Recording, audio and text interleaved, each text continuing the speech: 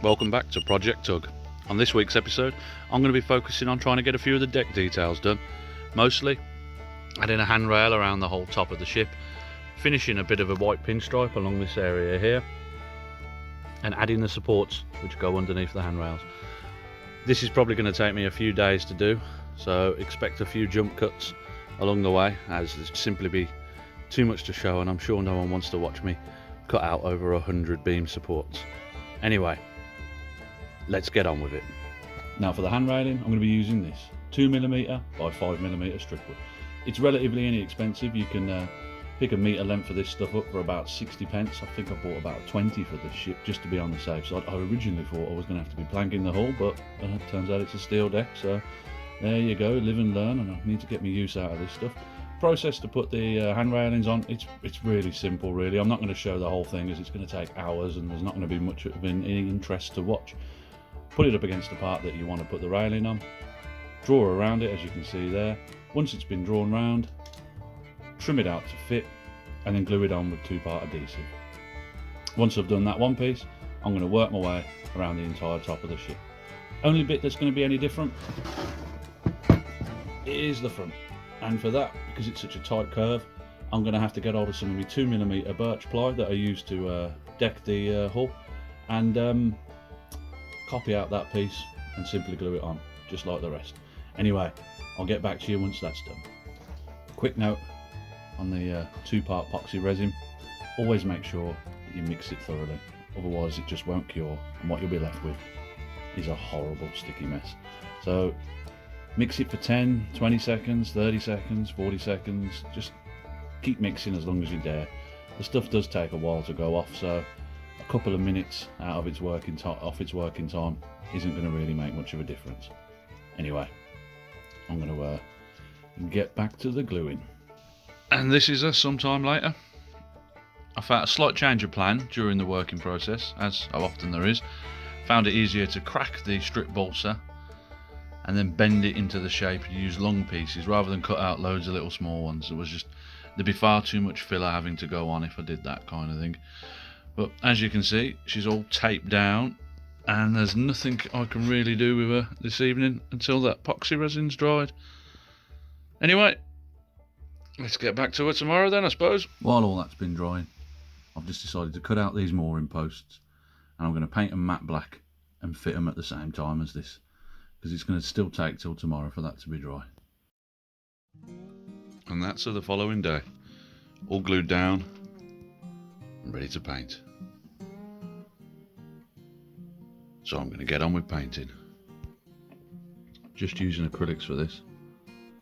I'll do the top bit, which is a bit easier to see first, and then work round each side to make sure I don't miss a bit. Now with the railing painted in black, it's time to do the very thin white line that goes just underneath it, if the camera will focus. For this, I'm just going to use a small brush, have a steady hand, and keep a piece of tissue on hand to fix any mistakes. And I need to clean that up as well. Bit of sticky tape residue. Anyway, I'm going to try and show you, but I get a feeling this might be hard.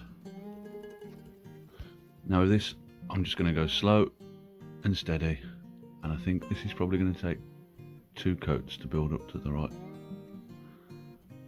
level of colour.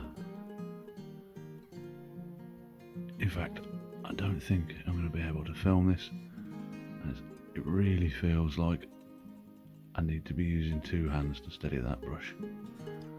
So, another little bit off screen.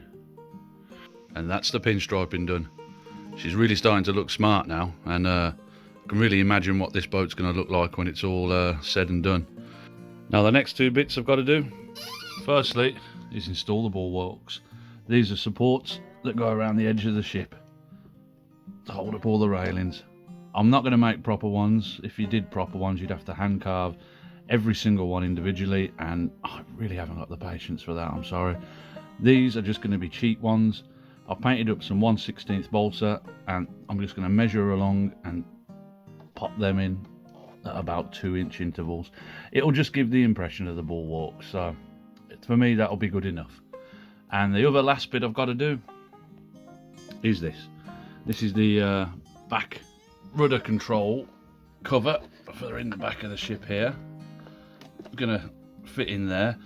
I've measured out the area and I'm going to just plank over the top of that and then put some wood stain on it. So I'll be back very shortly to show you the finished article for the rest of this episode. This is now all that's done. You can see she's really starting to come together now, starting to really show the character of the ship that it will eventually become. All the bulwarks are down the side. Yeah, I know they're a cheap shortcut way of doing it, but they still look good. We got the rudder control cover at the back, that's all planked over. Still needs a bit of sanding down and tweaking, but it's just drying and I couldn't wait to get this video finished. And we got all the mooring posts and the pinstriping down the side. Believe it or not, this episode's actually took about 3 or 4 days to do. I'm sorry I couldn't show you more of the working process, just a lot of it would have been literally the same thing over and over again. The bulwarks have drove me absolutely mad, or however you say them. And I'm glad to see the back of them and be moving on to more exciting things. In next week's episodes we're going to be starting the superstructure, and I think that's where the final look of the ship is really going to be made. Anyway, as always, thank you for watching, and until next time, have a good one.